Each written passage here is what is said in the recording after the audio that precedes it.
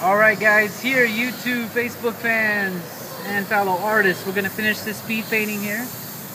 And we're targeting, again, a speed exercise to increase our speed and our capability of knocking out that fast airbrush work. And again, the trick is, I'm going to go ahead and keep repeating for the new viewers, is if you want to take the speed up, you got to practice really fast to the point where you do not lose control, but you want to have that clean line work.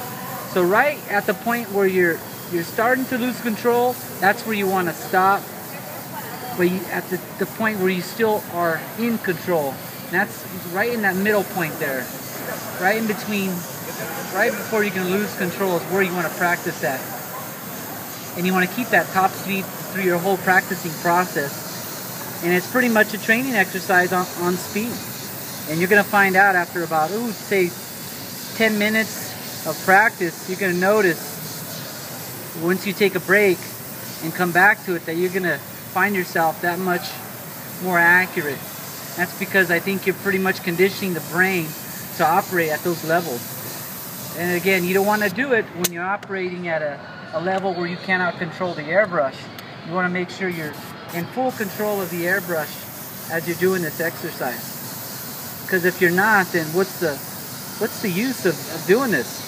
If practicing at a no control type atmosphere. So it's very important that you do it that way and not any other than that. So right now we're just plucking at the texture of this piece, and we're just kind of, like I call it, kind of plucking my details, adding a little bit of the textures here and there. And we're trying to do it at a good top speed. And I'm just enhancing the lighting in the eyes and anything that's catching the light here at this lighting.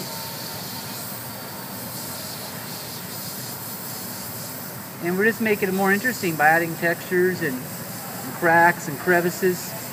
And we're just trying to acknowledge all the bumps on this piece. The more acknowledged, the more interesting, the more personality our painting's going to get. And then the more dimension, the more space.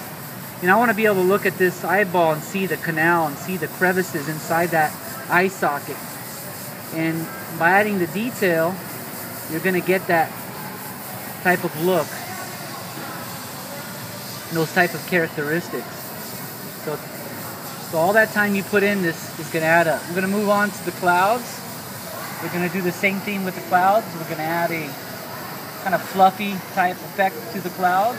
Continue on hammering out the details, just like so.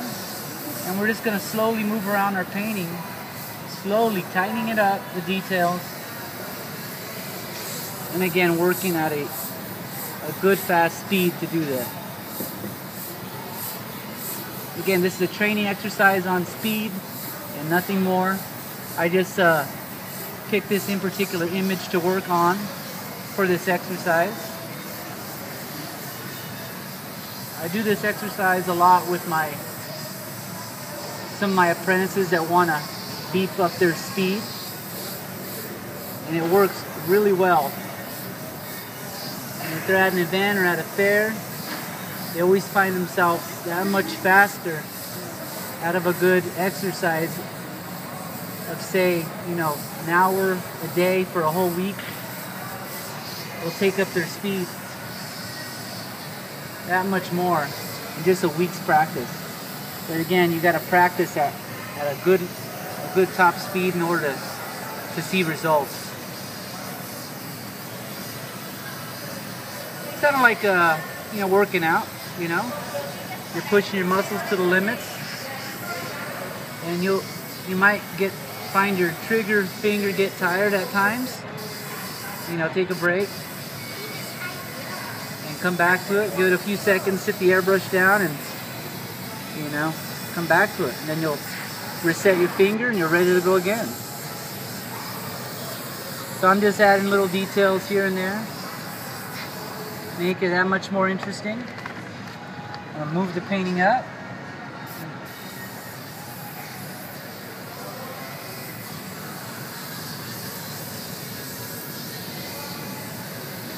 Adding dimension to this energy this type of smoke effect here.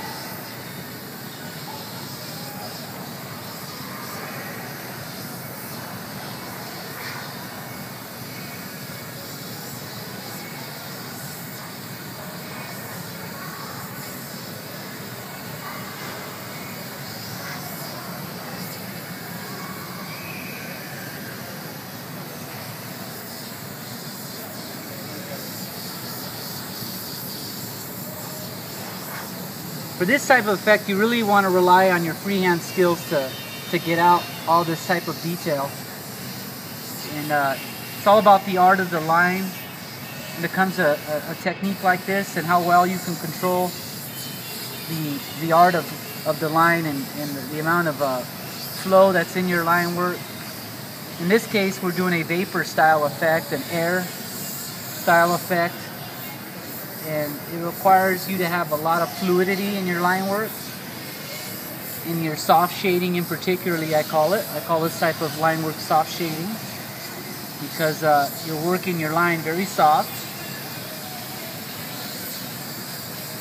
And we're slowly building it up, but it has a lot of curve in it, so you have all those different things going on at one time.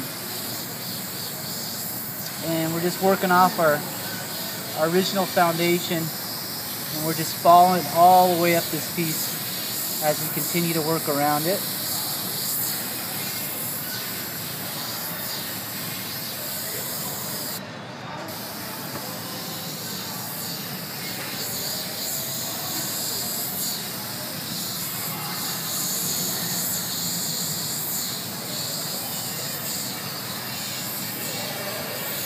And slowly but surely, we just work around the detail.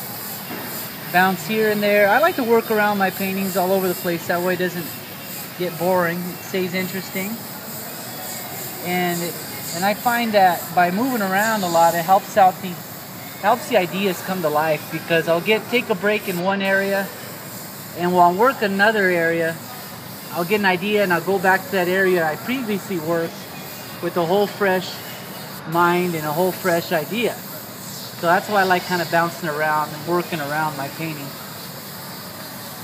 And again, we took away the lighting just because, you know, the lighting is just a real easy effect for me, and I really don't want to have an effect in my painting that's just too generic. I guess you sort of say, you know, lighting is something we all start off doing, something easy. I want to do something a little more challenging in terms of the effects of my painting. So the light is casted from the moon, and it's reflecting on all these different surfaces, and it's important. And I gotta beef up my speed just a little bit here because I'm starting to slow down. Always remind yourself you're doing an exercise, so keep the speed top. So anyways, I'm acknowledging all the reflective surfaces and the different ways each surface catches the light. Some catch it and shine a soft sheen, some shine a more shiny, glossy sheen. I mean, everything is different, and the way you hit everything a certain way with the highlights is going to leave a certain result behind. So it's important on how you utilize your strokes and which technique you're using to achieve certain results. It's important that you pay attention, you understand all these different attributes, and you apply them to your work to get the maximal results. It's all about truth. There's all kinds of truth around us, and we just got to acknowledge it and then learn how to apply it. So I'm getting the bones in the hands at this point. Later on I will touch up some of these areas. I'm not sure if that's the ulna or the radius. It's one of those. So we got to make sure we get all the truths to this painting acknowledged.